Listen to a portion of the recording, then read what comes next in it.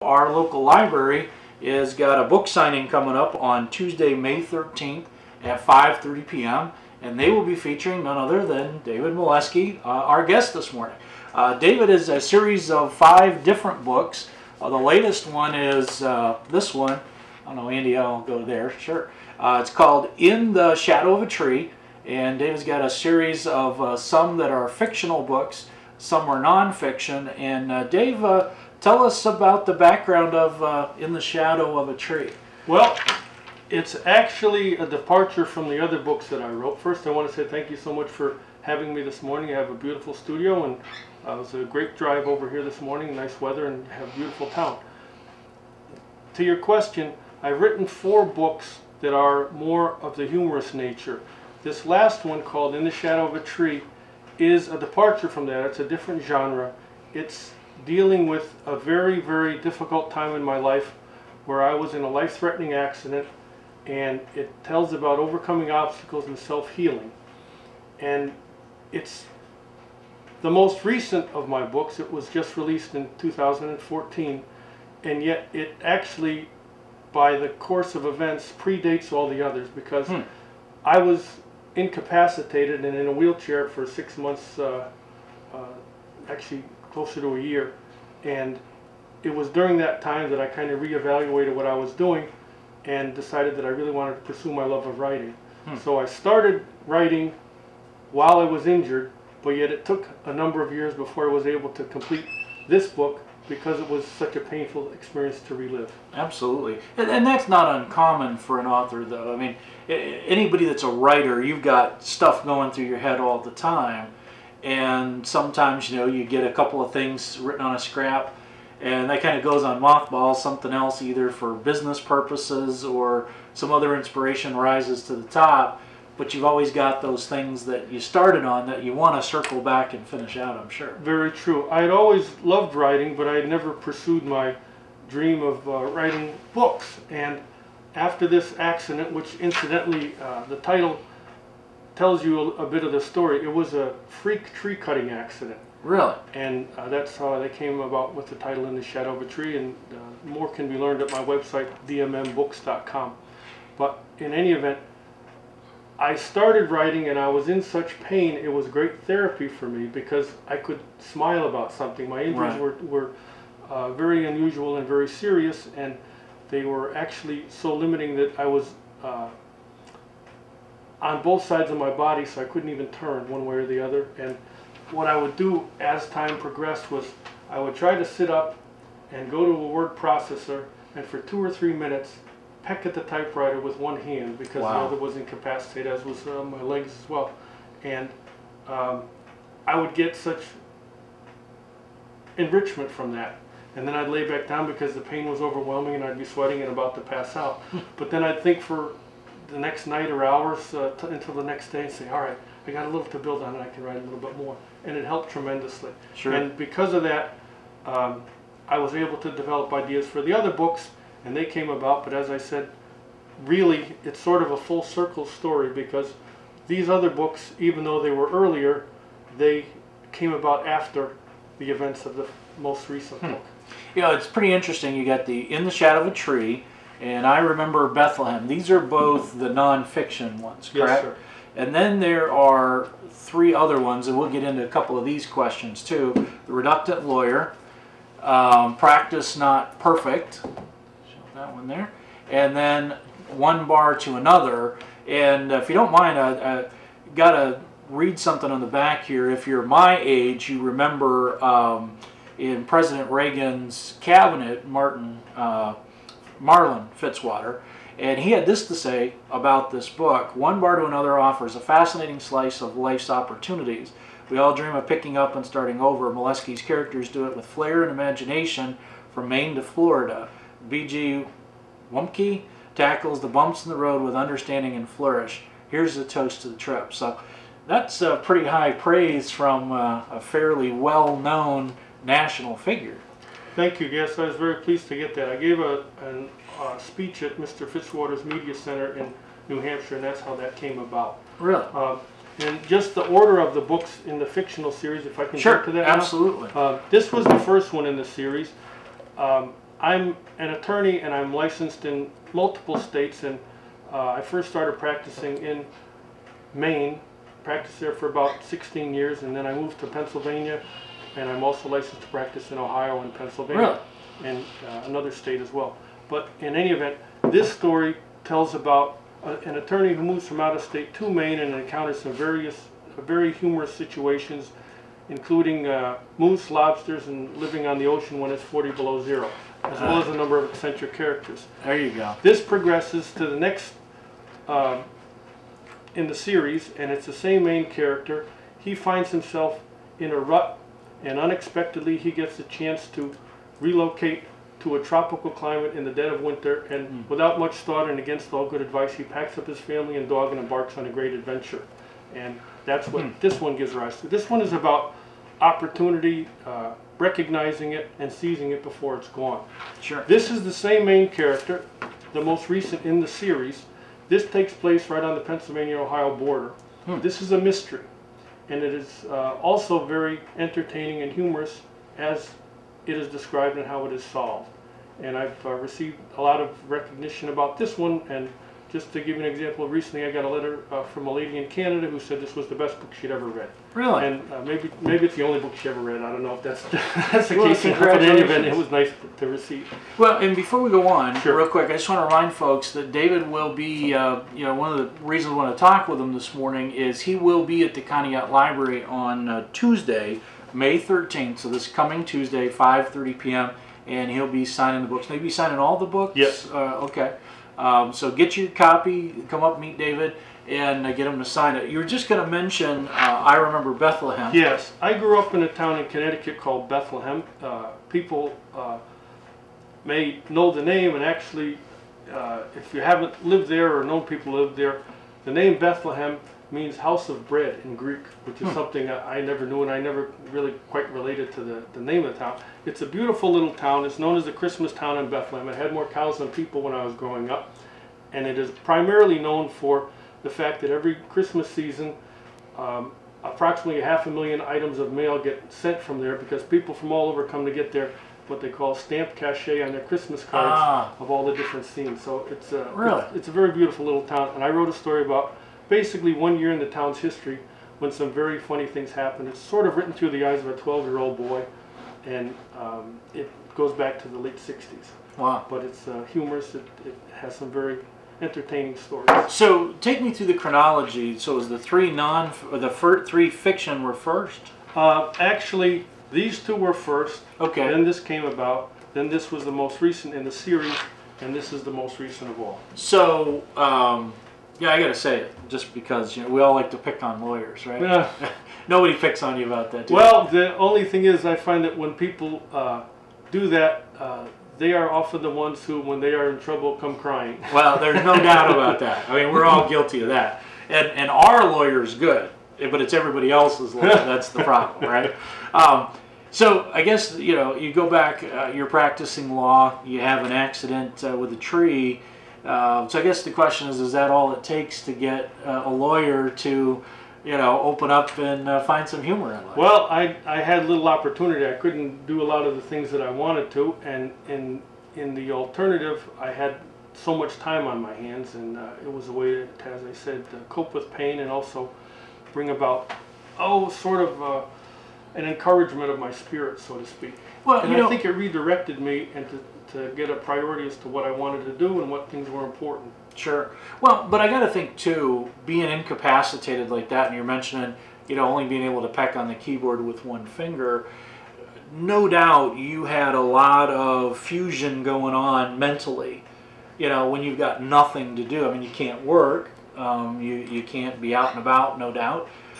So there had to be, you had to have something to let off that mental steam from all that combustion. Yes, and the practice of law can be very stressful, especially when you have a solo practice, which is what I had for many years. And what I found is that in the solo practice there are many benefits because you get to meet such a wide cross-section of people. Sure. People in all different walks of life with all different problems. I've had a number of cases where the situation seemed dire and we were able to have a good result and a positive outcome.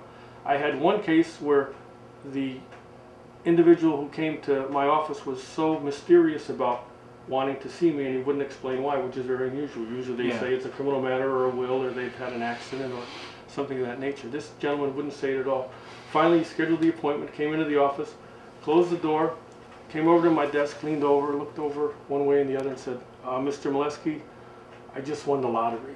And it was a very wonderful experience. He ended up getting sued shortly afterwards, and sort of cast a cloud over the whole situation, but we were able to prevail and have a good outcome on it. But overall, most of the matters that attorneys deal with are negative in nature, because people come to you not because they're happy and uplifted about something, but because they have some situation that needs addressing and a resolution. And that can weigh on a person, and what I've done is tried to make it apparent to the reader that there can also be humor found in all sorts of situations, and we have to look for that. People don't laugh enough today. Yeah. It's a stressful, busy world out there. Boy, you're not kidding. And I recently read a study that said that the average 4-year-old laughs 400 times a day. Wow. And yet the average adult laughs only 4. Now, can't we learn something from our young children? David, let's back up just a little bit. You mentioned the accident. Was that really the pivotal moment that you knew you wanted to be a writer, or was there, a thought and aspiration previous to that? No, ever since I was a boy, I always loved to write. We had wonderful teachers where I grew up in a little town in Connecticut, and they were always very encouraging and told us we should read and write and learn.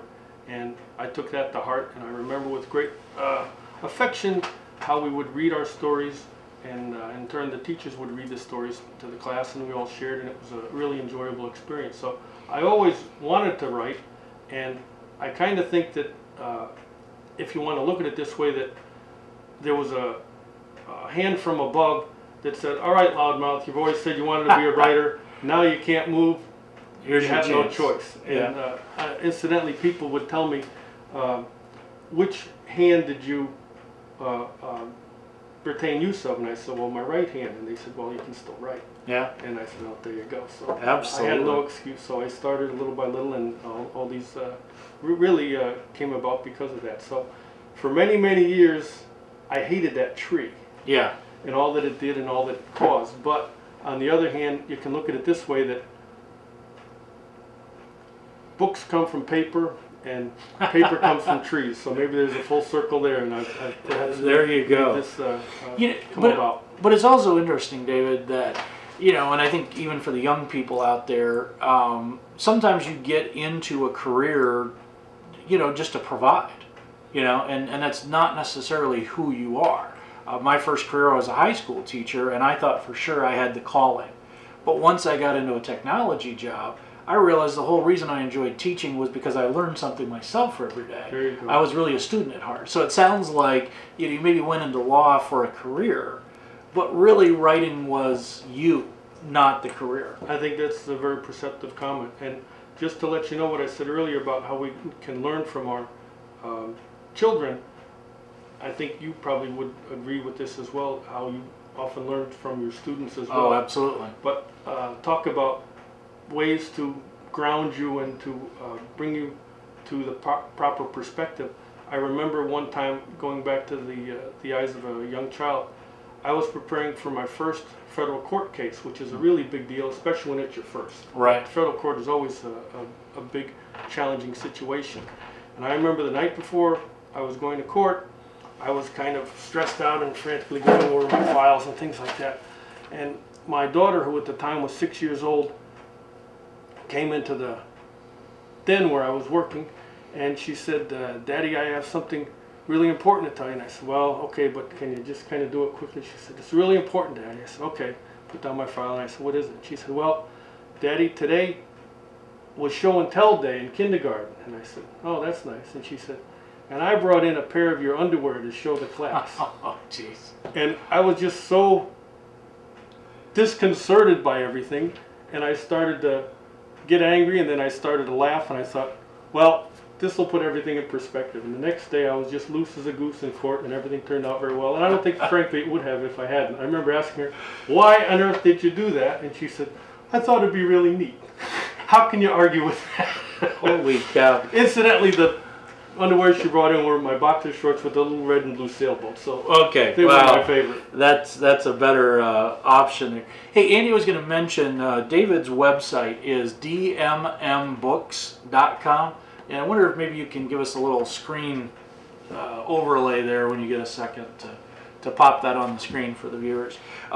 So if you're at a cocktail party or Christmas party and somebody comes up to you and a friend, how do you get introduced? Is it Dave Melesky, the author, or Dave Melesky, the attorney? Well, I prefer just David Melesky, and then if it goes from there, I don't want to be prejudged in any way, but I kind of consider myself, I kind of consider myself more of a part-time attorney now and working towards a full-time author. But it's sort of a balance at this point. But I have to tell you that I'm told by many, many people, my family often, that I'm in a much better mood and disposition when I'm writing than when I go to court. Well, I can see that. So, you know, it's a kind of interesting interplay between, you know, the books that you describe as humorous, lighthearted, and, you know, that'll make you smile, coming from an attorney, which normally people, you know, think of as kind of stuffed shirt, stodgy. You know, how is it more a case that you had to learn to find the humor, or was it the, you know, being an attorney that you just had to find the humor to have some oxygen to keep you going? I think it depends on the individual, but for my own personal perspective, I needed to have an outlet. And frankly, I think if you don't laugh, sometimes you'll go mad. And there were times when the pressures of a case where someone may have lost a family member in a tragic accident, or if they're severely injured, or they're facing some serious penalties because of some charges, if you assume the burden entirely, it becomes overwhelming, and there's a lot of stress that comes in the job. And that is why I think, for me, I was able to always have a love of laughter, and I think that helped me in getting through this, and it also helped me perceive things in court and out of court that others didn't see. Well, it's interesting you mentioned like being an attorney and maybe helping a grieving family with a family member. You know, how can you give an example of how you would make that work, you know, with the humor versus such a sobering situation like that? Well, let me see. One comes to mind, and that was recently a young couple came to see me, and they wanted to get a last will and testament drawn up. And I said, okay, and we had the necessary information taken from them, and set up an appointment for about a week later, and they were to return and finalize and execute the documents. Well, a week later came, and as they came into the office, they seemed to be a completely different group of people. Clearly there was some cloud weighing on them, and I didn't know what it was. Well, I made some small talk and told them about a leak in my roof that had been bothering me and hadn't been able to get it corrected, and I said, so what's going on with you? And they got misty-eyed, and it turned out that their beloved golden retriever had died. And knowing what I do about pets, actually one of the stories has a dog as the main character, one of the main characters. I knew that that can be overwhelming to people, and Sure. very, very distressing. So I started to try to probe the situation a little bit with the hope of maybe cheering them up. And I asked them what the dog's name was and how long they'd had it. And then without really thinking where I was going, I said, and how did it die? And they said, well, and they got a little choked up, and they said, it was chasing a cat, and as it did so, it got run over by a garbage truck. And I said, geez, that's a shame. But you have to be thankful for the fact that at least when it died, it was doing what it loved. And that changed the whole situation. And they started laughing, and it changed the mood of the whole encounter. And I think that's what humor can do. It can not only diffuse things, but it can brighten things. Absolutely. So, just to recap, David's got the two nonfiction books, In the Shadow of a Tree, and I Remember Bethlehem, and pretty interesting the context of both of those. It sounds like pretty personal stuff.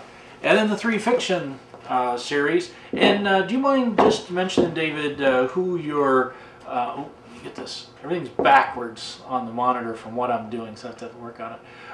So you got practice. Let's see, everything's backwards. Practice not perfect.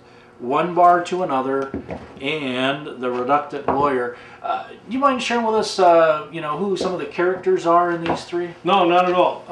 The main character that is central to each of the book is named B.G. Wumpke, and he is a very large lawyer who has a great appetite for physically food, large, very physically okay. large, and one who cannot be missed in a crowd. Let me put it that okay. way.